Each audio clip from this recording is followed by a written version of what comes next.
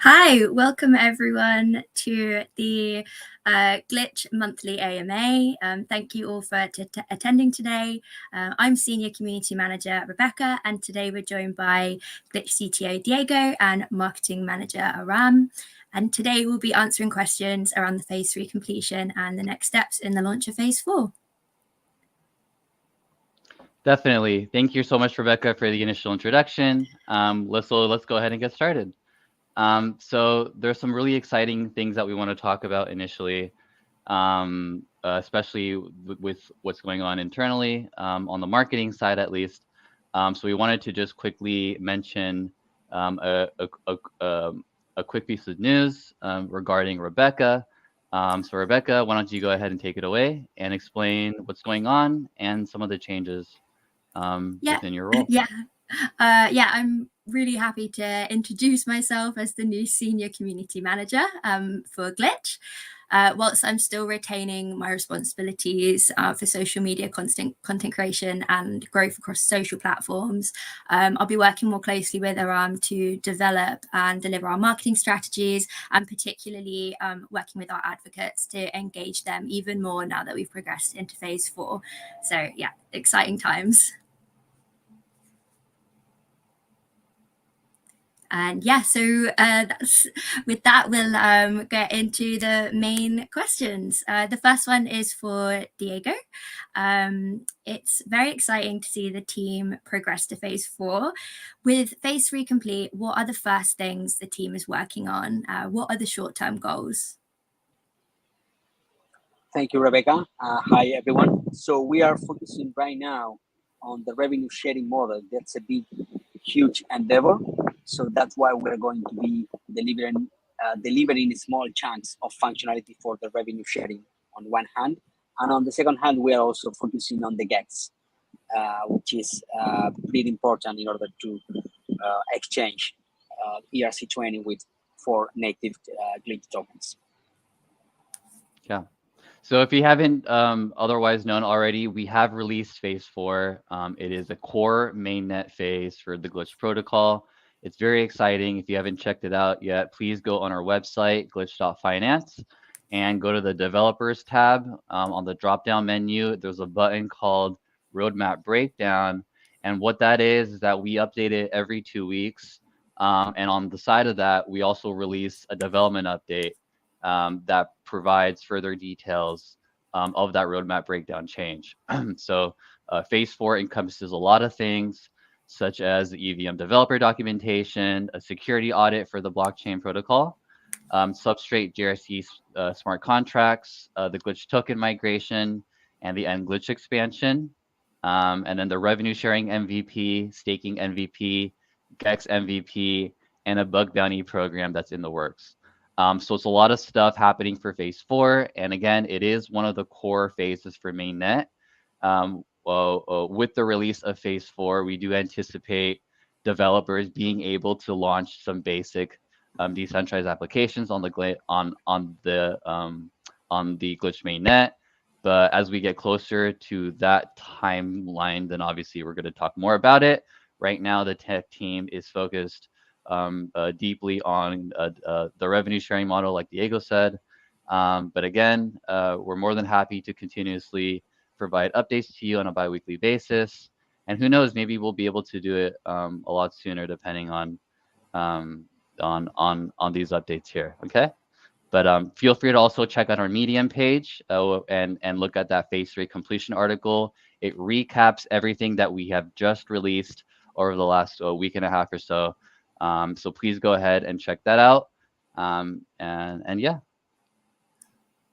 Awesome, thanks guys. So yeah, this next one also for Diego. How many community validators are live on the mainnet? Can you please give us some insight onto the onboarding process and how that's going recently? And this is exciting, isn't it? Yeah, I'm very happy to have onboarded over the last week or 2 weeks. We onboarded 2 community validators. So we have, as of now, we have 16 nodes are actually being run by Glitch, and then 2 are being run by the community. This will be increasing up to a certain time in which this is going to be a completely decentralized network, which is the vision and the philosophy and the intent from day 0. But we are not there yet. So that's why we keep the majority of the nodes ourselves to preserve the security and to make sure that we are able to quickly deploy any upgrades or all the upgrades that are coming in the next months. So the onboarding process is going fine. I mean, we have, by the way, today I have another meeting with another community member. So maybe by the end of today or tomorrow, we will have the third community validator. But what I was saying is the process is flowing fine. I found different skill set from the people who want to run it. I mean, running a node entails a pretty, it requires to have a technical skill set, but the two community members whom I have onboarded and helped them to run their nodes, they don't have that technical skill set, but anyway, they were able to do it with my help in just 2 meetings, half an hour. So I would say that anyone will be able to run a node with not very deep technical knowledge. That's it. Yeah, absolutely. And it's super exciting that we're at this stage. And as Diego said, the process is ongoing. And if anyone is interested in applying to run a validator node, you can apply and we will review those. And yeah, it's there. And the validator incentive program is active as well. And it's really important. So go and check that out. And if you're interested, apply. So the next question for you, Diego, is around the bridge. So is the Glitch bridge safe to use yet? I'm sorry, if the bridge is... Just an update on the bridge and whether users should be using it right now. Yes, so we are finalizing the final, I mean, it's very important to understand that the security is our first priority here. So we want, after what happened, we want to release something that we are not 100% sure. So that's why it's taking more time than anticipated in order for us to check and double check and triple check everything. So it's not yet out there, but we are finishing the final rounds of our security tests to make sure it's bulletproof. Perfect. Yeah. I wanted to chime in real quick and mention that we are creating a report. Actually, it's almost done on the backs of what tech is doing. So all of you will be reading exactly what happened, the issue, the solution, the lessons learned, and the conclusions around the situation that had happened. So we are putting that together. You guys will be able to read that in full. So please keep your eyes out for that, alongside the relaunch of the Glitch bridge once all the security checks have been passed. Okay. Awesome. Thanks, guys. And then the next question for you, Diego, is around smart contracts. So what is involved in the leap from EVM smart contracts to Substrate? Doesn't Substrate accommodate EVM code? What is the additional functionality? So the important thing to understand is that EVM is like a standard So our current mainnet does support EVM smart contracts. So we are, as of right now, we are able to have running smart contract using EVM. EVM is like, and it's interpret. So it adds one layer of interpretation to the code.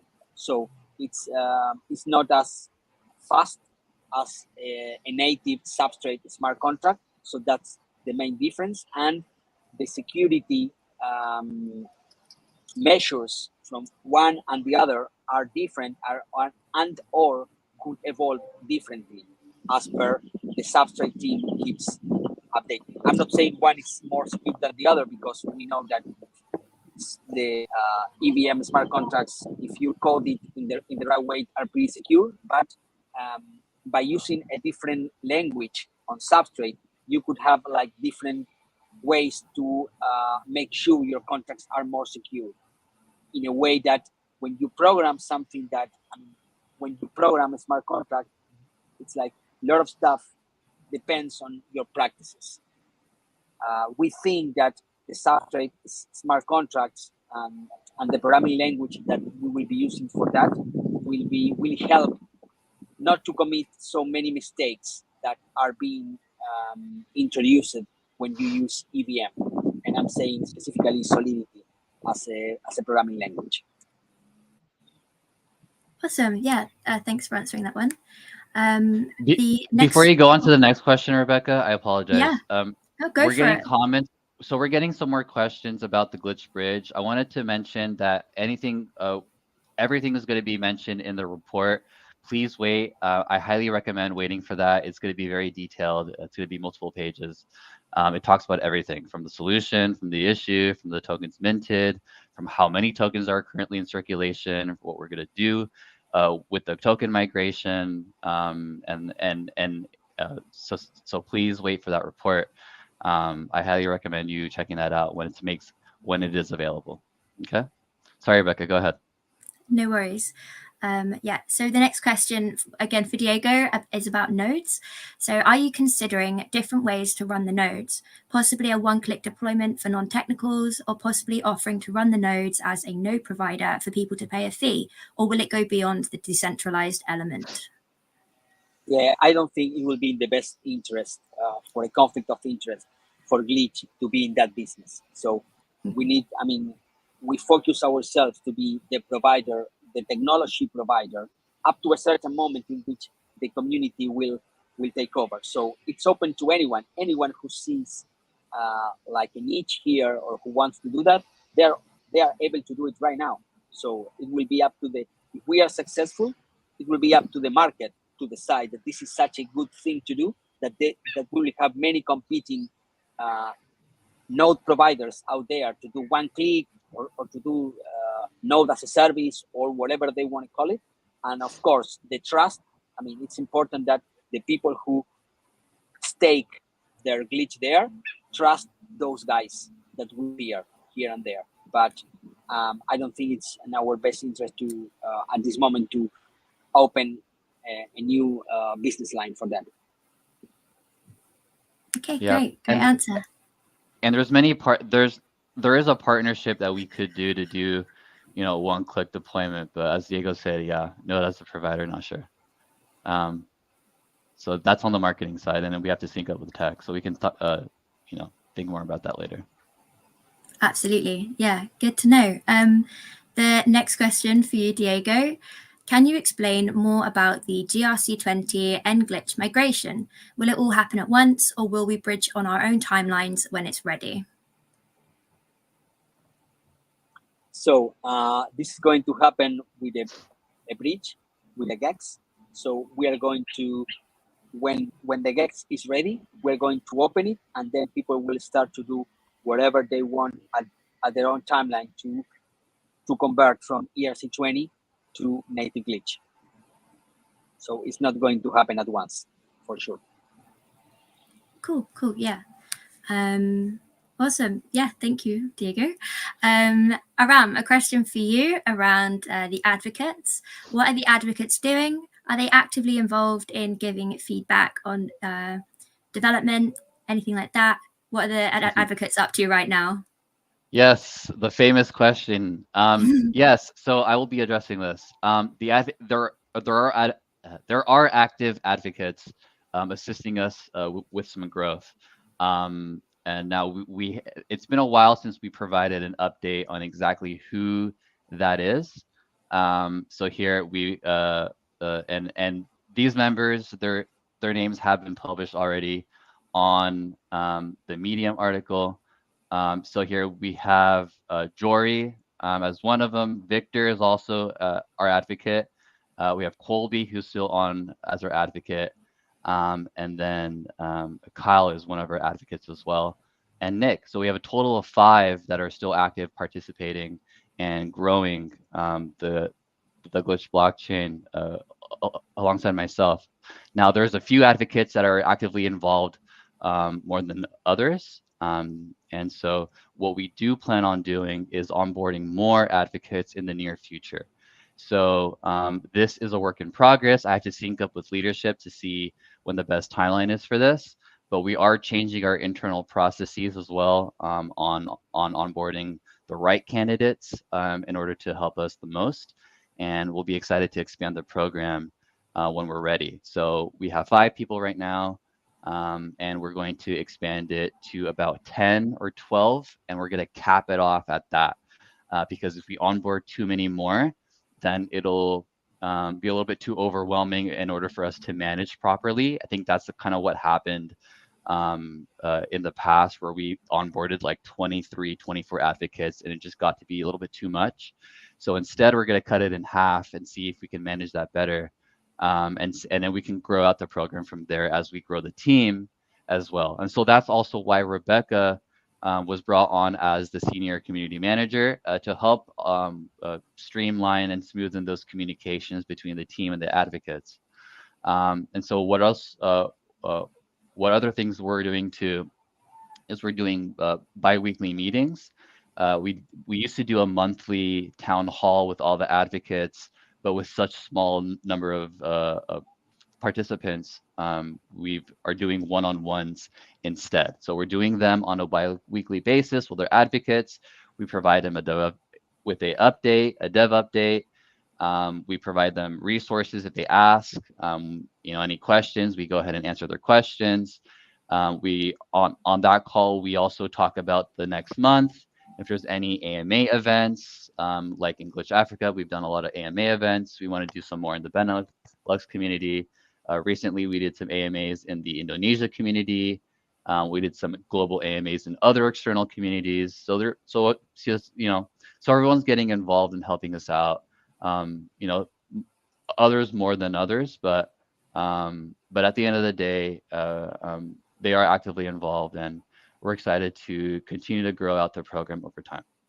Okay. Yeah, absolutely. So very exciting to begin doing that soon. Yeah, I'm really looking forward to it. The advocates do great work already, and it's going to be awesome to engage them more in the future. Yeah, and they also have a Google Drive as well with all the information as well. So and this information is just helpful content and resources to help them generate high quality content to help share with our community. Either when the time is right or when the information is ready to share. And so at the time we provide those comms to those advocates, we answer the questions, and we make all the announcements, and then that's how we're able to streamline communications. And so it's been really good. Yeah, cool. Awesome. Okay, back to you, Diego. A question around MVPs. So what's the significance of an MVP? Why does Phase 4 deliverables stay MVP for some releases like the GEX and the revenue share? Okay, so MVP stands for minimum viable product. So it's a way to deliver in incremental chunks of functionality instead of delivering a big bang kind of thing, like I don't know, like the rocket going to the moon. You first start with doing some initial things, deliver some value, like a rocket going to the stratosphere and do some kind of round to the Earth on those kind of things, or a rocket launching and then back like this Elon Musk is doing. So what I'm trying to say is that in order to achieve the big milestone, which in our case is the gets and the revenue share. First, the revenue share is biggest, okay? So the revenue share, there are a lot of previous incremental features that we will be releasing that will be useful on itself, but it's not going to be the huge stuff. So that's a way to reduce the uncertainty and to provide some value earlier in the process, and do not wait till the finish line to obtain the big product. So that's why MVP. I mean, you see that lesson here and there. Okay. Awesome. Yeah, great. Thanks for clearing that one up. Back to Aram for a question about partnerships. Will the team work to activate partnerships and integrations? Yes, we will. We are going to be working on activating them. We have a lot of existing partnerships and integrations that we formed last year and this year that we plan to activate.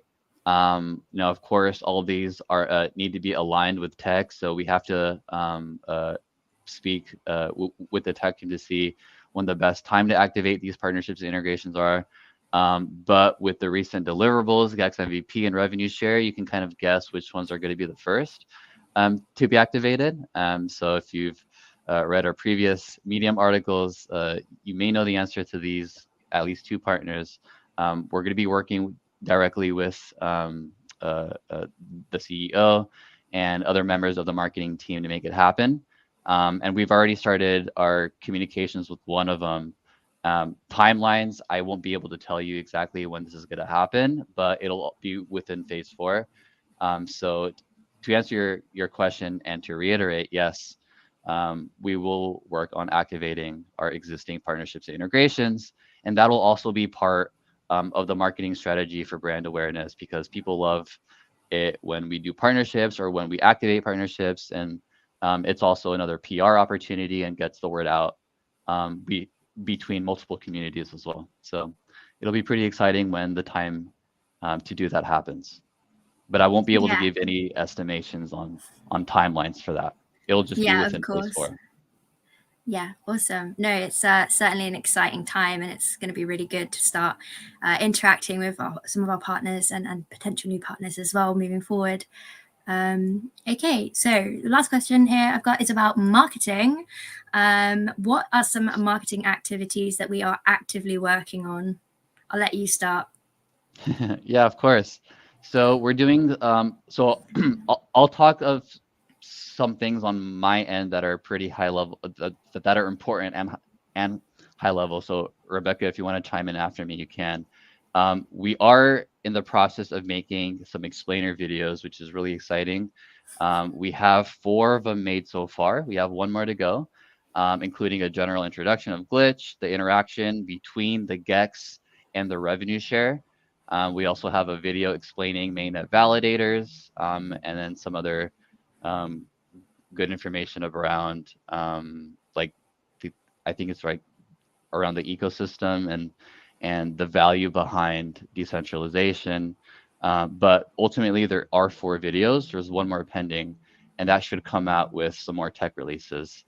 So we'll time it correctly so that all the information is shared at the appropriate time instead of a little bit too early. Okay, so that's one exciting thing that's happened. Also, we have just gotten a thought leadership article out on Yahoo Finance and Bazinga and an RSS feed. So it's pretty exciting. If you haven't read that, it's called it's about Glitch fixing the glitch in DeFi's code. Very good read. If you haven't checked it out already, please go ahead and do so. It was posted on our Twitter. And of course, it's on Bazinga and Yahoo Finance, so go ahead and check it out. Rebecca, do you want to add anything? I was just going to say I'm most excited to see the release of the explainer videos. They're a product of many hours of hard work, and I think they're going to be a key tool in spreading the word on what we're building at Glitch, and they look awesome too. So I'm really excited for those to come out. Yeah. So, I mean, I can try to explain a little bit more that we're doing. Right now, we are planning some marketing campaigns as well alongside tech. Since now Phase 4 is released, we're putting together smaller marketing campaigns instead of doing a big, massive one. And I think this is the best way to get the most brand awareness with the small little releases that we have that ultimately add up to a really big release and the completion of the phase. And within all of that will include the migration process. It'll be the, more documentation, smart contracts, all the requirements for that. So a lot of information is coming. So we want to break it down into smaller marketing campaigns so everyone gets the right information correctly, plus gives us more opportunities for brand awareness over the long term. So it's pretty exciting, and things are a work in progress in that respects. But what we're really focusing on is creating high quality content, educating users around what we're building, and basically we're going to start sharing a little bit more screenshots around some of our designs. We just got to get some confirmations on that, and then we can go ahead and share more.